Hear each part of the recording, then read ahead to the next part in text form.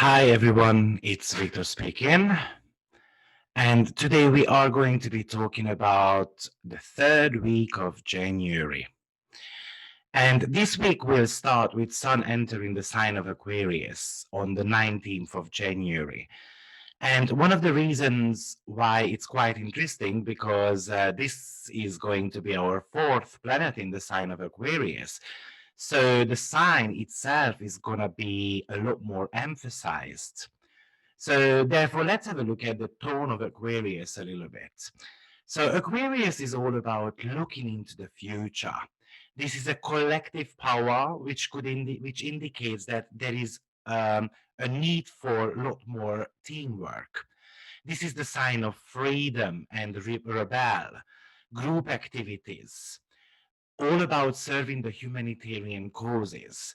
However, Aquarius does talk about extreme conditions as well, that we can make alliances in the upcoming 4 weeks.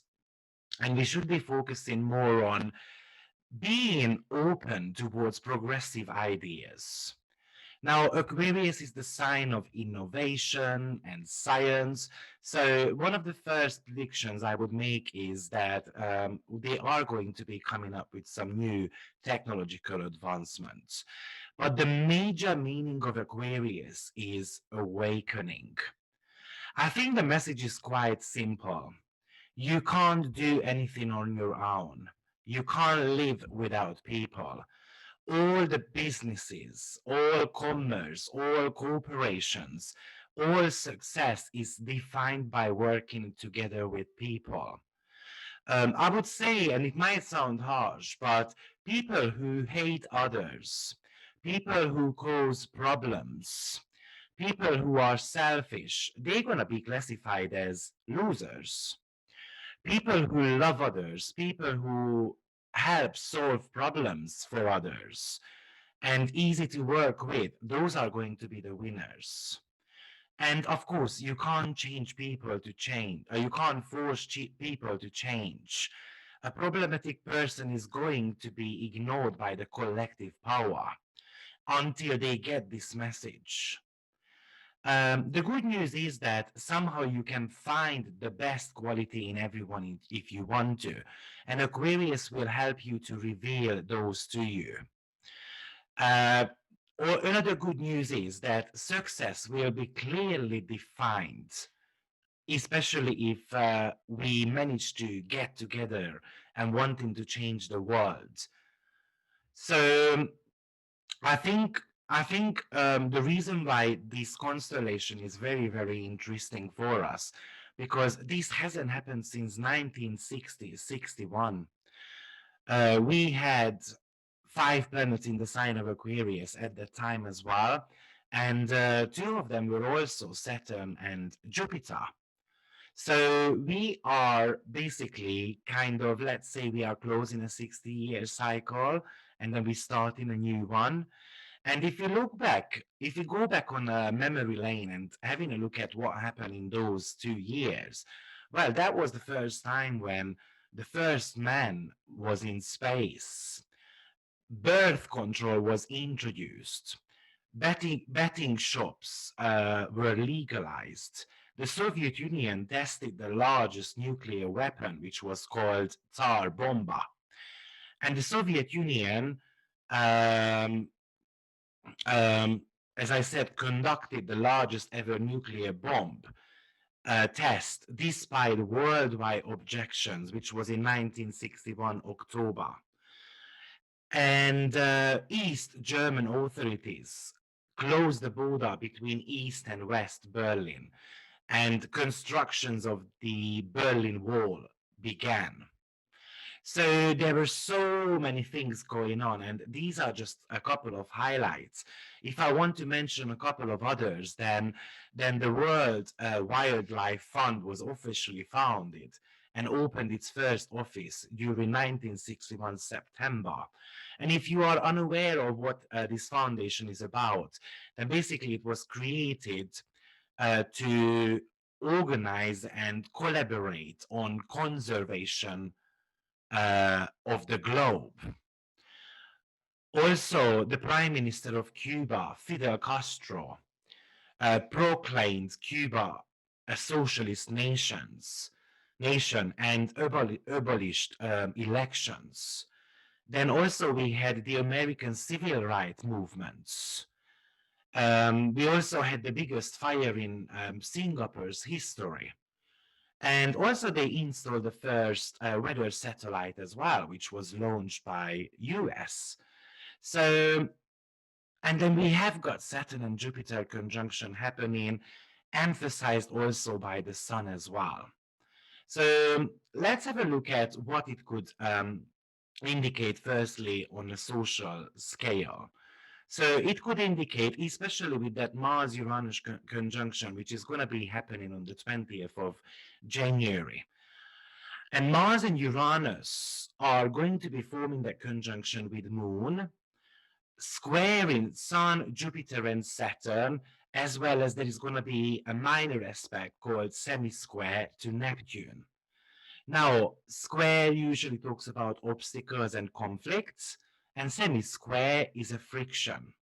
So we've got the planet of strife, conflict, and unrest that Mars and Uranus sign um, represent, and those are influencing the government and the world leaders, which is the Sun, as well as, of course, the common people, which is us, Moon, as well as finances, law matters, religion, Jupiter, the coronavirus pandemic, business and security, and that's very much about Saturn. And then Neptune is going to be all about oil and aviation sector. So I think this conjunction is going to be indicating for us that the everyday people and the civilian population are playing or is going to be playing a major role in the events which is ready to unfold in front of us. Unfortunately, this is the hardest week of January, and I don't have so much goodie to talk about. And I know that you guys also want to hear something, something pleasing, something good as well, how you can manifest the best out of these days.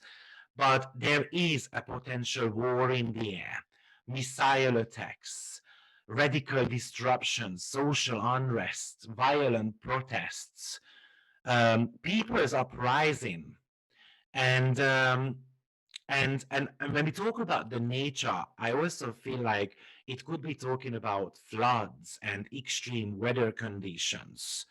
So Mars and Uranus conjunction unfortunately always brings some type of rebellious energy. And of course, Mars is the planet of conflict and aggressive forces, and Uranus is all about radical actions.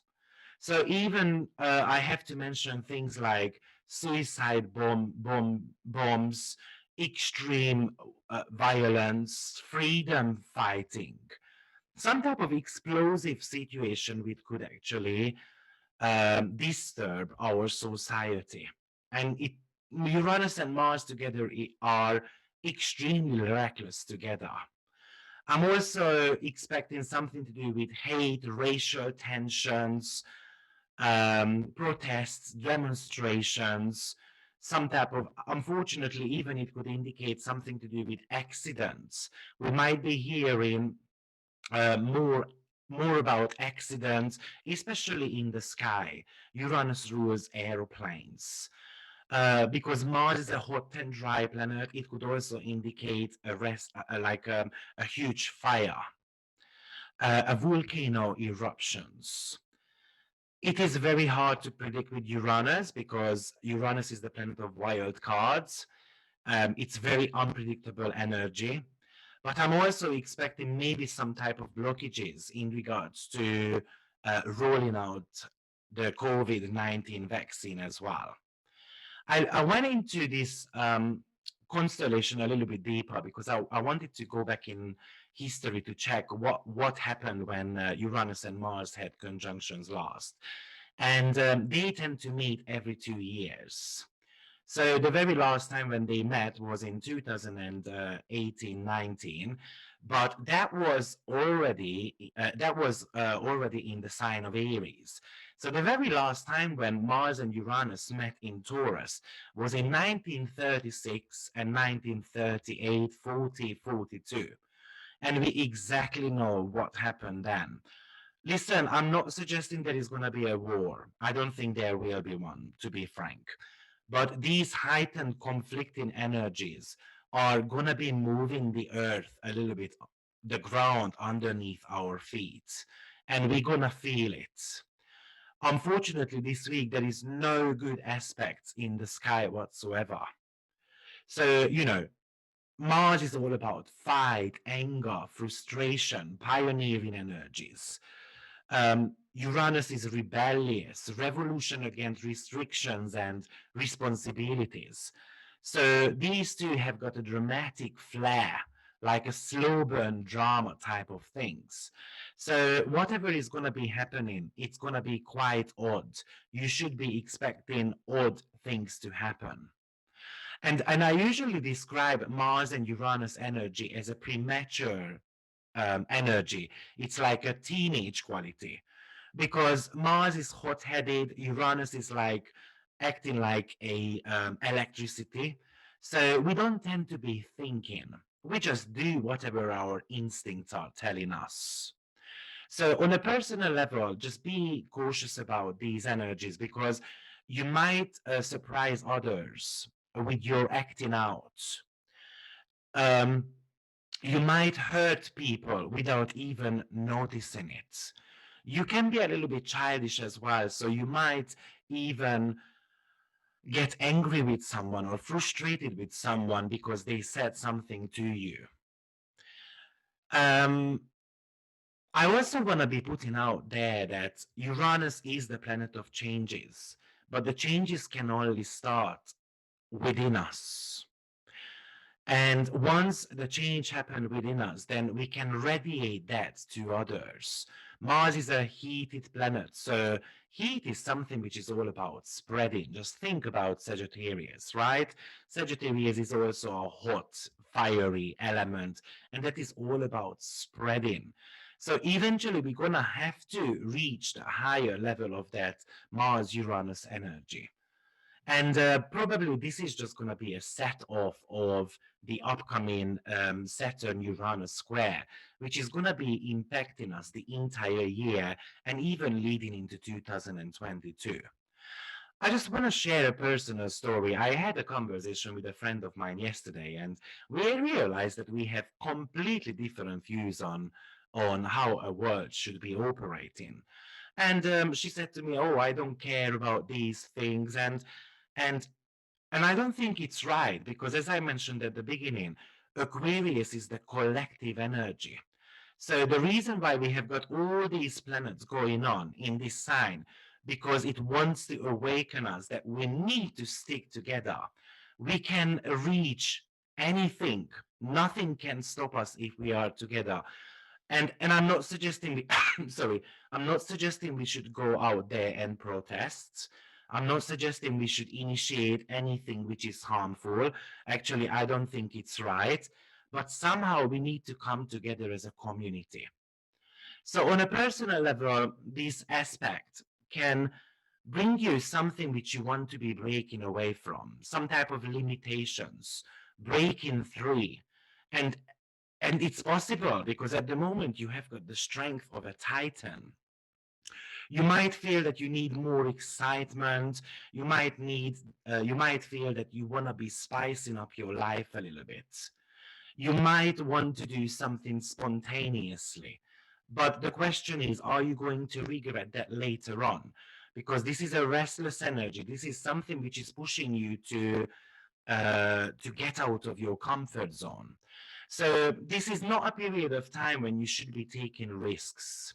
Probably work on things which you have already accomplished. It doesn't mean you shouldn't be following your heart and your desire, but do that with a little bit of a caution. You might need plenty of stimulating adventures. You might want to be going and then punching a bag. You might want to be running, for instance. Mars is like a competitive nature. And this energy is very good for those to kind of let the steam out of your system. And even you can experience some of your kinky side as well if someone is into those type of things. So so overall, and the Aquarian energy and the Uranus and the Mars energy together is very much about let yourself be free again. Be who you want to be. Bring the authentic self out of yourself, but make sure you don't make radical changes in your life. Just maybe start using Mars more logical sides. Remember, Mars represents swords, and the sword has got two edges, right? And if you want to become a soldier, you need to have a strategy. So this is not the time when you should leave your job, when you should break up with your girlfriend or boyfriend. You might want to be thinking about it, sitting down and saying, okay, what is limiting my life? And this is going to be the entire year about. And then we've got a couple of days rest. And then on the 23rd of January, we are going to be having three another aspects. So, and one of them is going to be Mars squaring Jupiter. Now, actually, I think it's quite a nice aspect. Mars and Jupiter can get along quite nicely, and it can give you confidence. It might want to provoke you. Mars has got this poking type of energy to get out of your comfort zone, to take risks. And Jupiter is ready as it takes things with a leap of faith. But be careful because this is an exaggerating type of alignment. We can overpromise and then we can't finish it. You might believe that, oh, I'm ready, I can conquer the world, I can do anything, whatever I want to. But actually, the square indicates that something might be popping up in the picture, and then whatever you promised, you can't actually fulfill. At the same time, you also have got Venus sextile Neptune, which is going to be happening on 19 degrees of Capricorn to 19 degrees of Pisces. And this is a beautiful aspect, especially if you want to pursue some type of creative endeavor. This is the aspect of forgiveness and second chances. This is the day when you should be generous and helpful towards others. If you feel that restless energy because of Mars and Uranus, you might want to be thinking about, okay, how can I meditate? Maybe I should be listening to music. Maybe I should be writing poems. Go and get yourself tired. Go and run a couple of miles. And then after, have a cold shower, sit down and maybe listen to music. And that could kind of balance your body out. Venus and Neptune has got this compassionate quality going on. So it is all about giving something to someone, but also be kind to yourself and to others as well. Be kind to yourself by maybe going for a massage, right? Maybe you want to be pampering yourself a little bit and have a look at your natal moon sign, what makes you happy. And you can do things around that. I also believe that because we have got at the same time a Saturn and the Sun conjunction as well, it could also indicate that you might want to be organizing something at home, maybe in your wardrobe. With Venus and Neptune, we can become a little bit forgetful. So you might not want to be having a deadline within a couple of days of this Venus sextile Neptune energy because you can get overwhelmed. You can be creative in your relationship, right? Venus. And also that, as I said, Mars and Uranus has got this kinky side to it. So maybe you want to be spicing up your sexual life a little bit with your partner. So as I said, we have got a little bit of a rest from any type of major aspects between the visible planets. But we have got actually Ceres, Neptune conjunction also going on, which is quite close by on the 21st and the 22nd. So you might be more inclined towards spirituality and compassionate love. You might become more of a compassionate individual. You might want to love unconditionally without any thought of what's in it for me. You can be extremely sensitive and psychic in feelings what others needs. You might want to be more nurturing and caretaking towards others, or actually you're going to have this need. You want to get that love and nurturing qualities from your partner. You can actually this day you can kind of become a natural empath. So your resonance of intuition can increase quite a lot. And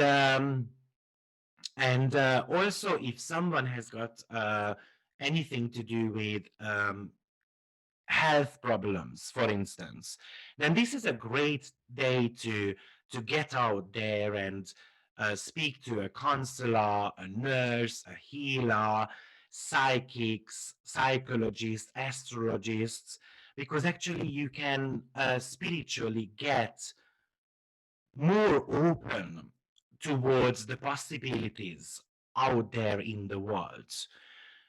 Neptune is the planet of escapism, and you need to know that also this day, if you don't get those type of nurturing energies, those people who are inclined to take drugs or alcohol or just wanting to hide away from responsibilities or any type of overwhelming emotions and situations, then you might have got a tendency to do that. Then we also have got Pallas Athene conjuncting Jupiter. Now, on a personal level, this very much talks about social skills, using your charm, your humor to get your point across. Actually, this placement in the natal chart is very good for teaching and mentoring or coaching on many type of different levels. So this week could be quite good for finding a mentor for yourself or a professor or working towards your scholarship, for instance. But on a social level, Pallas Athene is like a warrior princess type of energy who used her logic, who was a brilliant strategist. And of course, Jupiter is all about religion um, and something to do with abundance, financial situations. So on one hand, there is a possibility of some of those spiritual like talkers and presenters to appear and trying to kind of soothe people. So watch out for these global type of days where they do meditations and so forth, because it might be worth looking into those.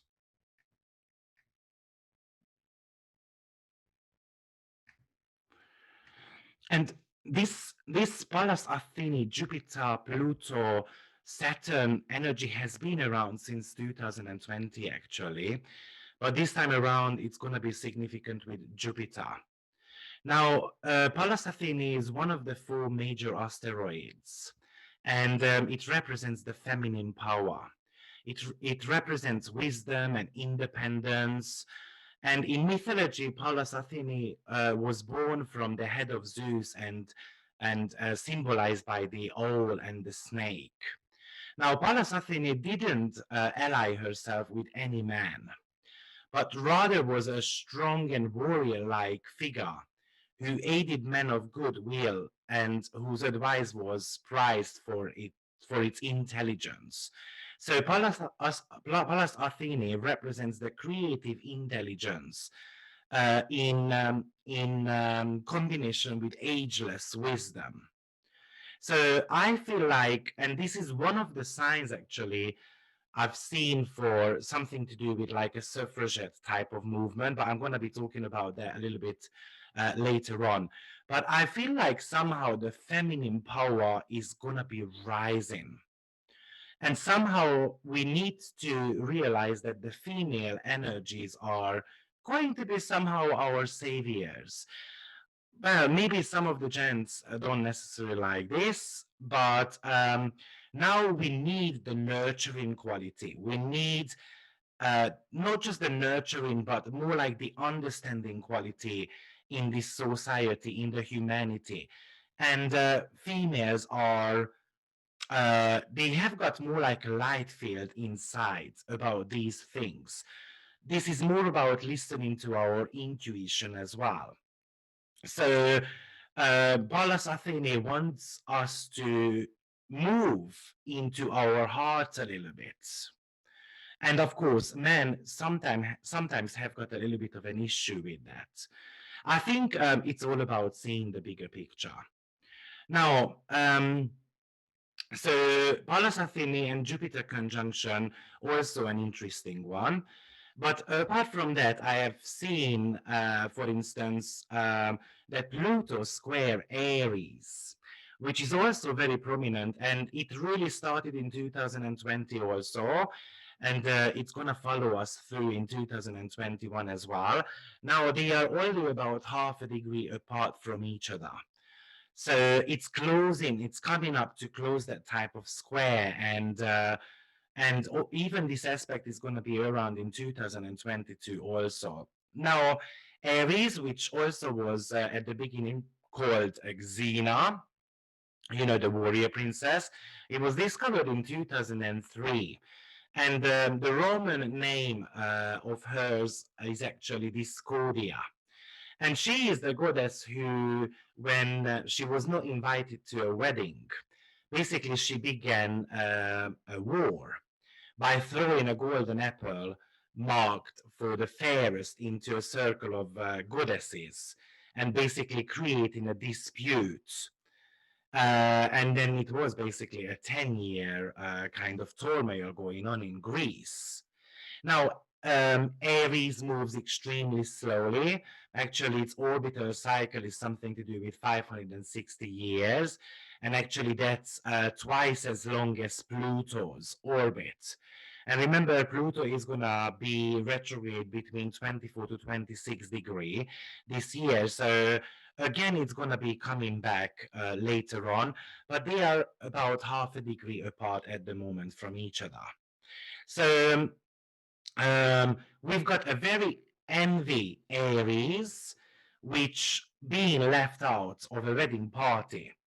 And what you can really see here is that I think this story very much resonates with the oppression of the minorities in today's world who have been left out, or people somehow feel left out of what is going on in the earth.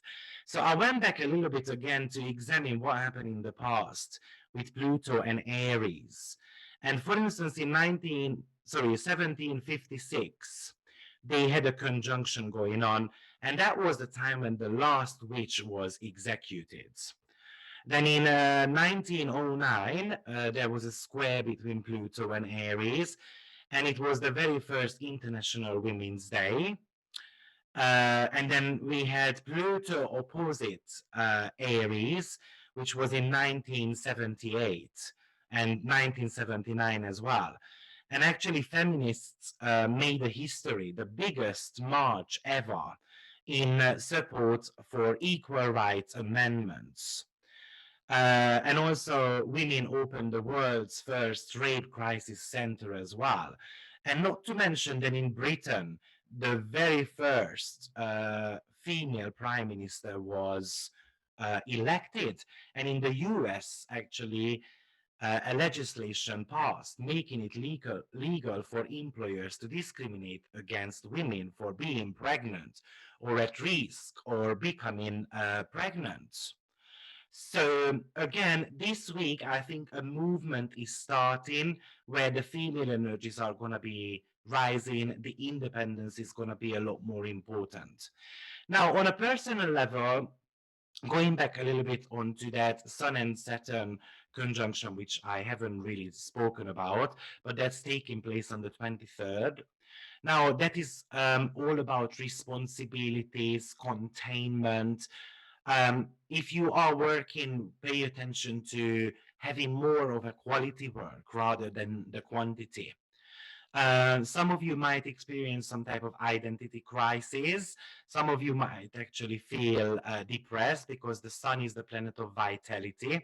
So this could be a day when you should be taking a rest, when you should be, again, using that Neptunian, Venusian energy to meditate, to listen to music.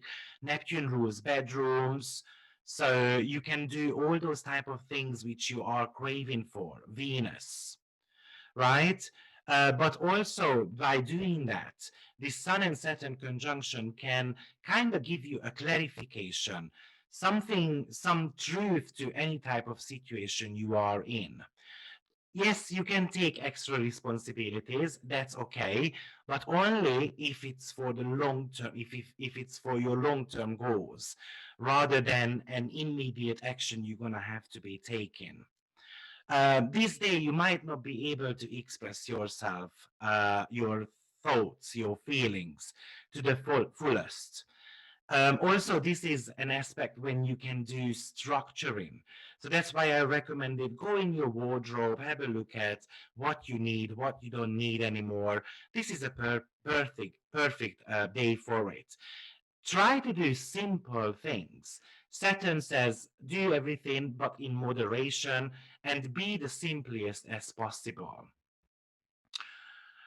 So, yes, I think this is the hardest couple of weeks of 2021. Unfortunately, there is hardly any good aspect going on in the sky. So I am unable to come up with, with very positive messages. And I feel sad about it because I've got 5 planets in Sagittarius and I tend to be extremely optimistic. But this time around, it's a little bit hard. On a personal level, I think this week you need to be watching out for traffics. Watch out for your energy level because it could be extremely boosted, especially the first 4 days of the week. So you might want to somehow let the steam out of your body. There could be a chemical imbalance because Mars rules anything to do with infections. It's easier for you to catch a cold, for instance. Probably get your winter coat out, have it ready. Don't be misled by maybe some extreme weather conditions like it's too hot and it's too hot and so forth. These are the best advice I can give for you. Watch out for any type of minor accidents as well. So if you are in the kitchen, you can cut your finger, for instance, because Mars represents the knives. So be extra cautious, and that's exactly what the square to Saturn talks about.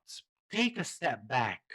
Don't allow yourself to explode, especially those who are always in interaction with people or even in being in relationship. Look at what Mars rules, for instance, in your chart. Obviously, he's going to be playing the most part of this by being impacted with Uranus. So have a look at what area of life Mars rules in your chart, because you can be a little bit more explosive in those areas, and therefore you can even surprise or shock yourself as well. Uranus is the planet of astrology, so actually, if you want to get motivated to do something with astrology, then you might want to be actually use that passion and competitive nature what Mars gives you to start watching maybe some YouTube videos, some lectures, because somehow you can get motivated maybe to dig into it deeper. Remember, this is happening in the sign of Taurus, which is all about stability, all about financials, all about self-worth. So eventually, the things you do in January potentially can influence the next few years in your life as well, especially the next couple of years, because Mars and Uranus, as I said, they are always meeting every 2 years. So I hope this video help you to prepare your week. And just a quick announcement, I am making a webinar on part of fortune, which is all about your luck and fulfillment, the luckiest part of your chart. And then we're going to be discovering what ways you can be lucky. So thank you very much for watching me, and I hope you will like the video, and maybe you want to be pressing the notification button as well, so you know when the next video is up and running. Thank you very much and have a blessed week. Bye bye.